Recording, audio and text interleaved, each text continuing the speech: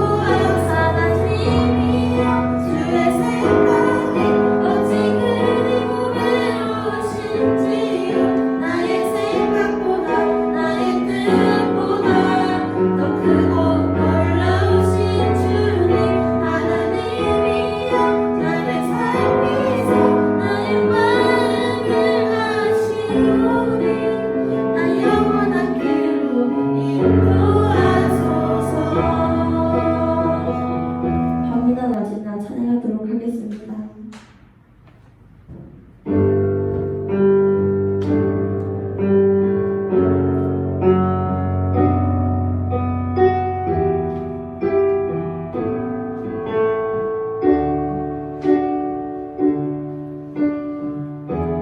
나의 소망 되신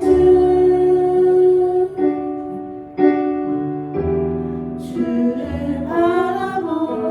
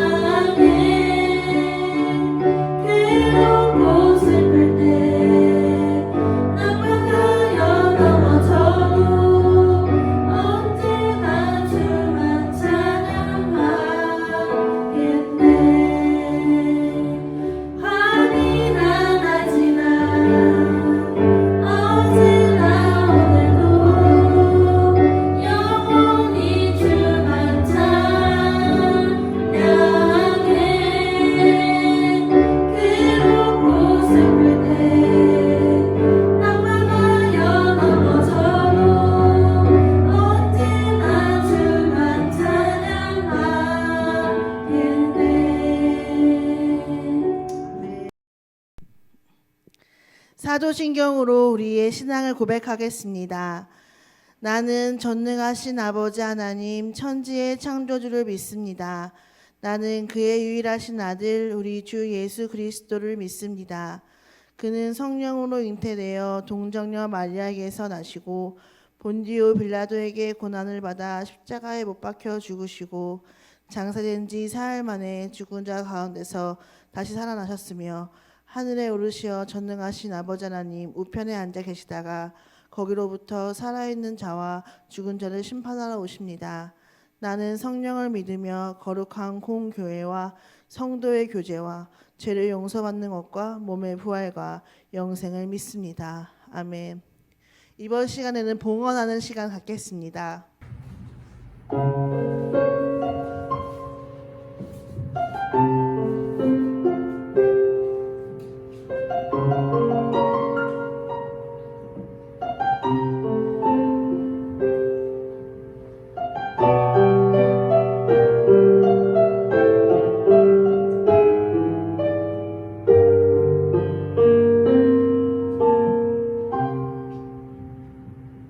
내 하나님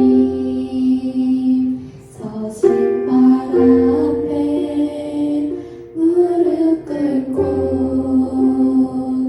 경배하리 그 권능과 영광이 가득한 내 아버지 계시니고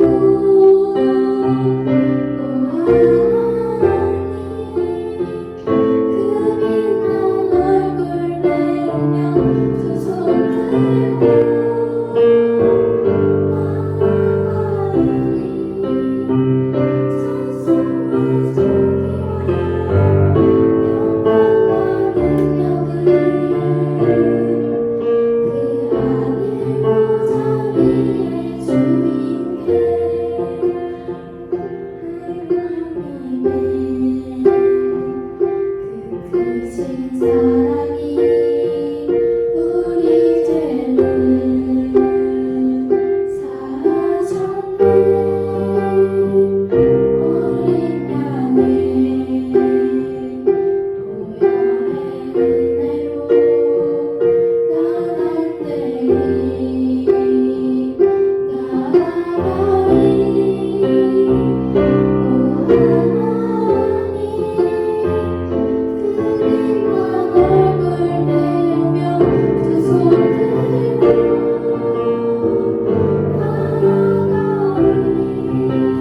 나단들이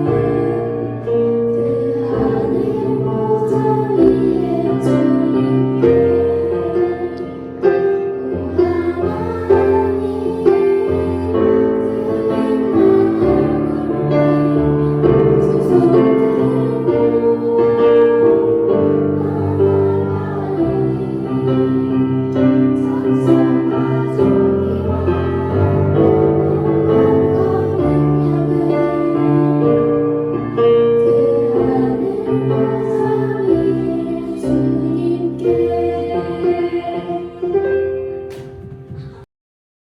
기도하겠습니다. 하나님, 예수님, 성령님, 귀한 주일 저희 함께 모여 한 공간에서 예배 드리지 못하지만 마음으로 하나 되는 예배 시간 될 수 있도록 함께 해주세요. 주님, 저희 중등부, 신앙, 학업, 신체, 인격적 소양 모든 면이 한낮의 햇살처럼 눈부시게 자라나는 소중한 때입니다. 이 시기 코로나로 인해 우리 아이들 마음껏 원하는 만큼 활동할 수도 사람들을 만날 수도 없는 답답한 시간을 보내고 있습니다. 이 꽉 막힌 갇힌 시간 주님께서 우리 중등부에게 원하시는 것이 무엇인지 기도하며 묵상하는 시간 갖게 해주세요. 저희 삶이 밖으로만 활짝 뻗어나가는 가지처럼 살아갔던 것은 아닌지 내면의 신앙의 뿌리가 땅속 깊이 주님과 함께 튼튼히 자라고 있는지를 돌아보며 우리의 신앙과 삶을 주님과 함께 기도하는 소중한 시간 될 수 있도록 축복해 주세요. 지금까지 우리의 기도는 개인적인 삶, 이웃, 내 지역에 대한 기도가 대부분이었지만 나라를 위한 기도, 대한민국 밖의 코로나로 힘들어하는 여러 나라를 위한 기도로 저희의 기도의 지경이 넓혀지는 시간이 되었습니다. 언제 끝날지 모르는 코로나 사태 주님 함께하여 주시옵고 우리 귀한 중등부 아이들과 선생님들 건강 지켜주세요. 어른들도 어려운 스스로 공부하는 시간을 가져야 하는 아이들 주님의 지혜 더하여 주세요. 감사드리며 예수님 이름으로 기도했습니다. 아멘. 오늘 함께 읽을 말씀은 고린도후서 9장 7절의 말씀입니다. 각각 그 마음에 정한 대로 할 것이요 인색함으로나 억지로 하지 말지니 하나님은 즐겨내는 자를 사랑하시느니라. 아멘. 오늘은 강요라는 제목으로 우리 하나님 말씀을 전하도록 하겠습니다. 오늘 우리가 읽은 고린도후서 9장은 바울이 고린도 교회의 성도들에게 헌금하는 법에 대해서 가르친 내용들이 담겨져 있습니다. 안타까운 이야기지만 한국 교회가 돈에 대한 욕심과 잘못된 가르침으로 인해서 헌금을 바르게 사용하지 않고 착취하기도 하고 건물을 휘황찬란하게 짓는 일에만 관심을 가져온 것은 사실입니다. 그래서 우리는 교회에서 헌금에 대한 설교를 듣거나 하면 혹시 그것이 교회의 부를 위해서 나에게 강요하는 것은 아닌가 하는 마음이 듭니다. 그런데 하나님은 그렇게 째째하고 없는 분이 아니십니다. 내가 헌금하지 않아도 교회는 무너지지 않고 교회는 부족하지 않습니다. 교회를 교회답게 만들어 가시며 하나님의 일을 이루어 가시는 것은 어떤 한 사람의 헌금 때문이 아니라 하나님의 은혜이자 역사입니다. 바울이 고린도 교회 성도들에게 헌금을 가르친 것은 당시 사회적 약자였던 고아, 과부, 나그네들을 돕기 위함이었습니다. 고아, 과부, 나그네의 공통점이 무엇입니까? 바로 누군가의 도움이 없이는 살아갈 수 없는 사람들이라는 것입니다. 우리도 마찬가지였습니다. 우리도 하나님의 도우심이 없이는 살아갈 수 없고 죄로 인해 사망으로 가는 사람들이었습니다. 그러나 예수 그리스도의 십자가의 도움으로 인하여 우리가 하나님의 자녀라는 특권을 누리게 되었습니다. 로마서 8장에 보면 이것을 죄와 사망의 법에서 우리가 해방되어 생명의 성령의 법 아래에 거한다고 표현하고 있습니다.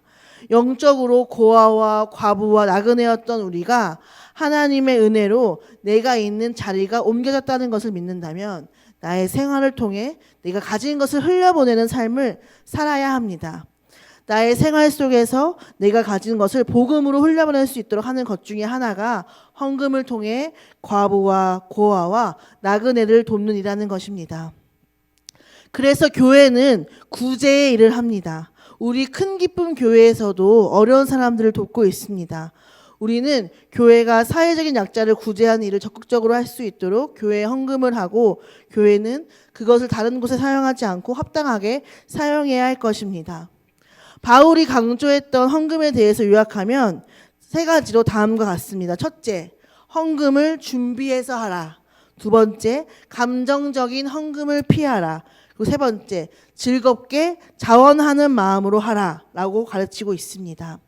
한국교회 역사 속에서 많은 목사님들이 충동적인 헌금을 강조해 왔습니다. 헌금을 적게 하면 마치 믿음이 적은 것이냐 표현하는 말들도 많았습니다. 하지만 바른 헌금은 내가 드릴 수 있는 만큼 즐거운 마음으로 정하여 하나님께 드리는 것입니다. 마가복음 12장에 보면 우리가 잘 알고 있는 과부의 헌금에 대한 이야기가 나옵니다. 한 가난한 과부가 예배 드리러 와서 2렙돈을 하나님께 헌금을 드렸습니다. 여기서 가난하다라는 것을 의미하는 단어는 거지, 빈민을 뜻하는 단어로 쓰였습니다. 진짜 이 과부가 찢어지게 가난했다는 것을 알 수 있습니다. 그녀에게는 저녁을 준비할 2렙돈이 전 재산이었고 그 전 재산을 예배 때 모두 드립니다. 그래서 대부분의 설교를 통해서 우리는 이 과부처럼 헌금을 드려야 한다. 자신의 전 재산을 아낌없이 드렸던 과부의 헌금과 같이 드려야 한다고 우리는 배워왔습니다. 그러나 시대적으로 살펴보면 이 본문이 진짜 말하고자 하는 메시지는 다릅니다. 예수님은 마가복음 12장에서 서기관들을 삼가라고 말씀하십니다. 서기관들은 당시 법적인 지도자로 가난한 사람들의 재산과 권익을 보호해야 하는 사람들이었습니다. 그러나 그들은 어떤 모습이었습니까? 오히려 높은 데 앉아 권력을 누리려고 하고 가난한 사람들을 더 가난하게 착취했던 모습이었습니다. 예수님께서 과부를 목격했던 그 성전이 헤롯 성전이었습니다. 헤롯 성전이 어마어마하게 지어져 가고 있었습니다. 어마어마한 성전을 짓기 위해서 종교 지도자들 어떻게 했습니까? 헌금을 강요해야만 했습니다. 성도 여러분, 그 정도로 헌금에서 복 받으시겠습니까? 하나님께 드리십시오 라고 하면서 강요했기 때문에 예배를 드리기 위해 온 과부가 억압된 분위기 속에서 드린 것이 자신의 전 재산인 두 렙돈이라는 것입니다. 예수님은 이 광경을 보시고 칭찬을 하신 게 아닙니다. 성전을 나오면서 어마어마하고 화려하게 지어져 가는 성전을 보며 제자가 이렇게 말합니다. 주여, 이 건물이 어떠합니까? 라고 물으니 예수님께서 뭐라고 대답하십니까? 마가복음 13장 2절에 이렇게 무서운 말씀을 하십니다. 예수께서 이르시되 돌 하나도 돌 위에 남지 않고 다 무너뜨려지리라 하시니라. 그렇게 결국 강요로 지어진 성전은 결국 무너뜨림을 당하게 되었습니다. 고린도후서 9장 5절에 보면 참연보라는 말이 나옵니다.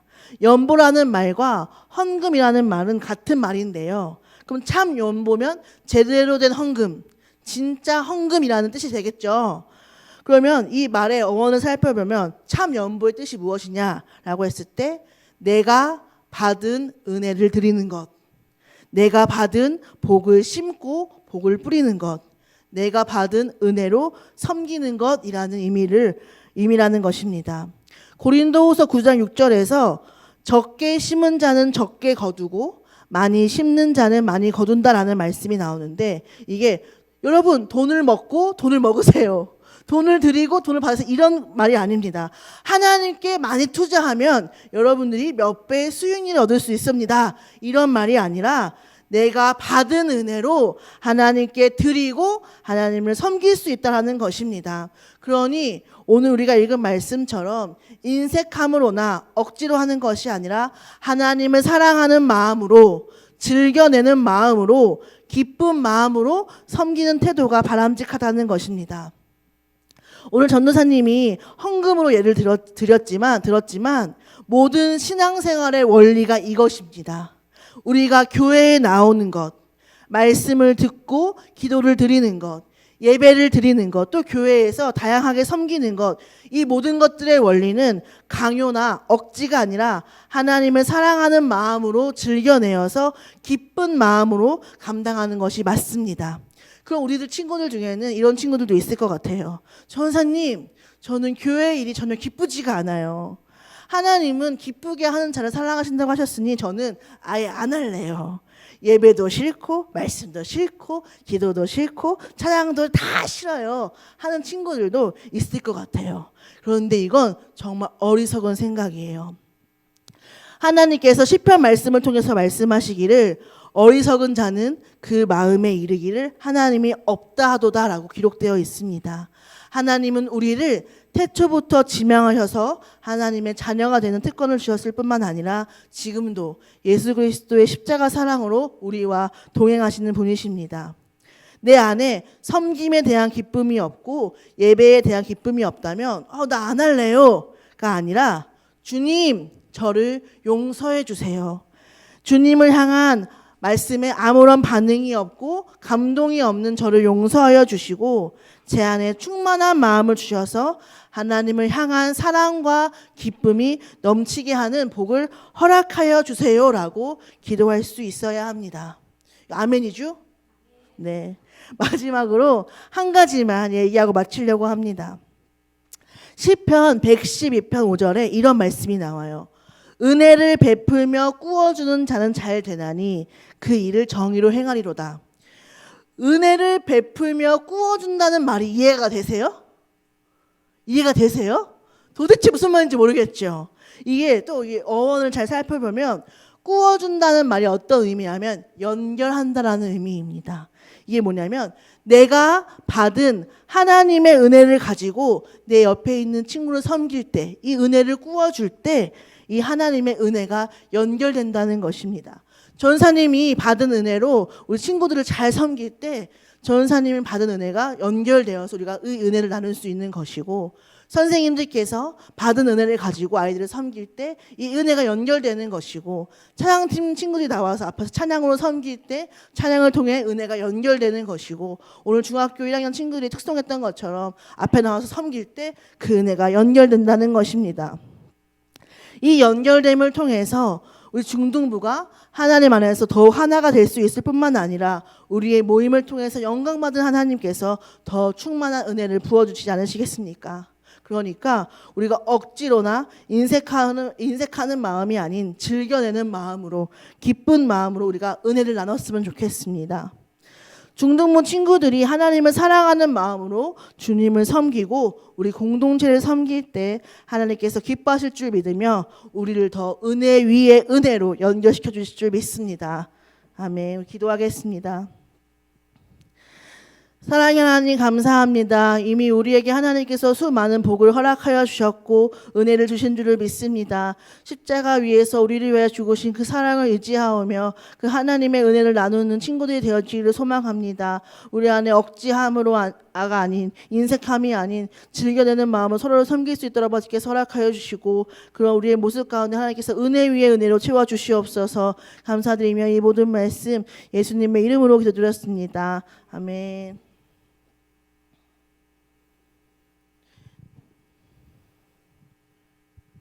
문으로 예배를 마치겠습니다. 하늘에 계신 우리 아버지, 아버지의 이름을 거룩하게 하시며 아버지의 나라가 오게 하시며 아버지의 뜻이 하늘에서와 같이 땅에서도 이루어지게 하소서. 오늘 우리에게 일용할 양식을 주시고 우리가 우리에게 잘못된 사람을 용서해 준 것 같이 우리 죄를 용서하여 주시고 우리를 시험에 빠지지 않게 하시고 악에서 구하소서. 나라와 권능과 영광이 영원히 아버지의 것입니다. 아멘.